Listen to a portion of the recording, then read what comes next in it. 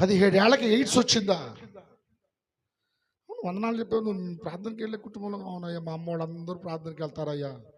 చిన్నప్పటి నుంచి నేను సండే స్కూల్కి వెళ్ళాక నీకు చర్చి మానుకున్నాను. 12-13 ఏళ్ళ కాడి నుంచి సెల్ ఫోన్లు చూస్తూ బాగా అలవాటు అయిపోయాను. సెల్ ఫోన్లో ఇష్టానుసారంగా వాడుకున్నానయ్యా.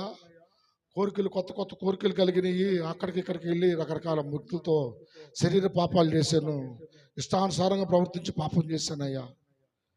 నాకు ఈ రోగం వచ్చింది. మా అమ్మ మా నాన్న నన్ను ఈ ఊళ్ళో ఉండొద్దు, మా పొరుగు పోతుంది, నువ్వు ఈ ఊళ్ళో ఉంటే 2 నెలలు చచ్చిపోమని చెప్పారయ్యా. ఆ రోజు మా అమ్మ మా నాన్న చర్చికి రమ్మన్నారు కానీ నేను లోబడలేదు. వాళ్ళు రమ్మన్నారు కానీ వాళ్ళ మాటకి నేను లోబడలేదు. వయసు ఉందని, ఈ వయసులో కాకపోతే ఇక ఏ వయసులో అండి? ఇప్పుడు ఎంజాయ్ చేయకపోతే ఎరా అంటుకున్నారంట మీరు. ఇప్పుడు ఎంజాయ్ లేత లేత మీసాలు వస్తాయా? అసలు మాట్లాడి ఇంట్లో ఈ పిల్ల పుష్పవతి సంవత్సరం కాగానే ఆనందం అయిపోద్ది. వాళ్ళ అమ్మ నాకు ఇవికి 45 ఏళ్ళు. పెళ్ళైనప్పుడు ఆ పిల్లలు పుట్ల ఇవికి జ్ఞానం చెబుతుంది. ఆ పిల్ల గుడ్డొచ్చి పిల్ల దగ్గర ఇచ్చినట్టు అటు తయారయ్యారు. వాళ్ళ వయసు అంతా వాళ్ళకి నేను జ్ఞానం చెప్పొచ్చా?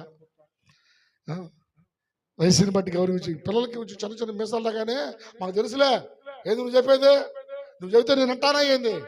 మాకు తెలివితేటలు, మా చదువులు, మా జ్ఞానాలు మాకు లేవా? నువ్వే తిక్కలోడివి, నేను జ్ఞానం కలిగిన ఉన్నాని. ఇలా జ్ఞానాలు కొలతలు వేసుకుంటారు. పెద్దోళ్ళు అయిపోయినట్టుగా ఆలోచిస్తూ ఉంటారు పిల్లలు.